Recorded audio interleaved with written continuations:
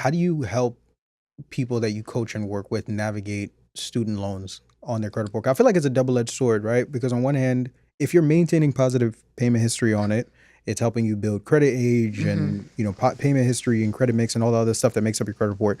Conversely, kind of to one of the points you made, it also affects your DTI though. Like if I have a $50,000, $100,000 student loan from XYZ University, banks and lenders are also taking that into consideration on top of, all the other stuff that's going on too. But it's like, yo, you still have $100,000 that you owe somebody. You paid it on time. That's great.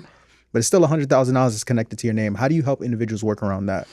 Yeah, so student loans, unlike any other loan, there is a little bit of wiggle room or leniency, I would say, when it comes to it, especially because there are new like bylaws and things that are being passed, like getting your student loans to only affect your DTI up until like 0.5 now. I think that's the lowest that it's been, and actually they're trying to get it to 0.2, 0.5. So with that being said, so if you owe, like you said, $100,000 in student loans and you're trying to get a home, trying to get a mortgage, you can have your monthly payment be, I think it's $1 to like $10 a month, and they'll literally only count that payment. And so there are different programs, but so when it comes to student loans though, I either suggest getting on an income-based repayment plan. The only time that I've had issues with student loans outside of it just being completely defaulted, is the being deferred.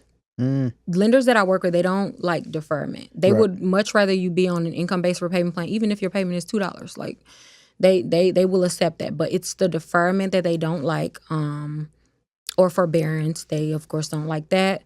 So as long as we can kind of get it in what we call like an active status, which is, like I said, their income-based repayment plan, or just a regular repayment plan if someone wants to pay the couple $100 a month towards it. But as long as it's in the active status, I haven't found it to be too much of an issue in terms of DTI. Lenders sort of will, like I said, just give you a little more leniency on student loans. It just can't be defaulted. If I'm watching this and it's not that I have credit, but I messed it up. We've talked about it periodically throughout the episode, but what are some simple yet effective ways that we can go about starting to work on getting our credit report clean? Clean? In terms of like challenging the negative items? If I have negative items, whether it's late payments, collections, inquiries, and beyond, just some certain different strategies that I can explore. Okay, so number one, I would say focus on the most recent derogatory items first. Like that should be the priority. So if you have recent collections under 2 years, you need to work on challenging those, because those are what lenders are primarily going to like look at and base your borrowability off of. Right. So any collections or charge-offs under 2 years. Specifically with charge-offs, I always say make sure they're closed. So if a charge-off is open, meaning it has a balance, because the charge-off is not technically supposed to be open, but if a charge-off still has a balance, a lender is always going to want you to deal with that, because that's considered just like an open debt that a lender is fully like they can come after you for that, right? And so I would say in cleaning up your credit report, if you want the fastest, I guess, return on your work, deal with collections under 2 years, settle or pay off any charge-offs that are currently open within 36 months. Any late payments, I sort of have a 11-to-1 rule when it comes to late payments. And what that means is just any account that you have a late payment on, if there are at least 11 on-time payments on that same account, then it'll cancel it out.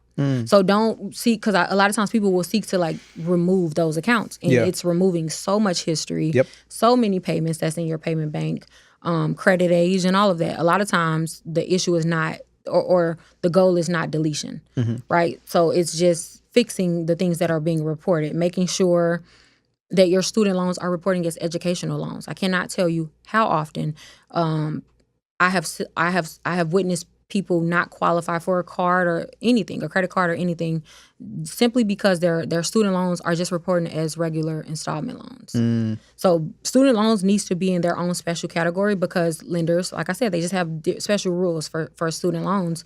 And if it's reporting as a regular installment loan, it's literally it will appear to a lender as if it's just a loan that you've taken out and you are not tending to it. Because deferment looks bad on any other loan except student loans.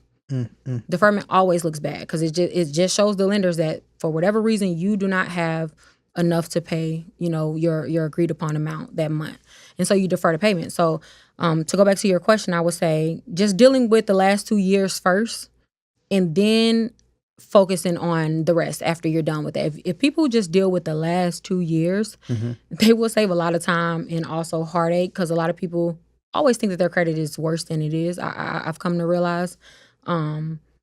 Just deal with the last 2 years and build.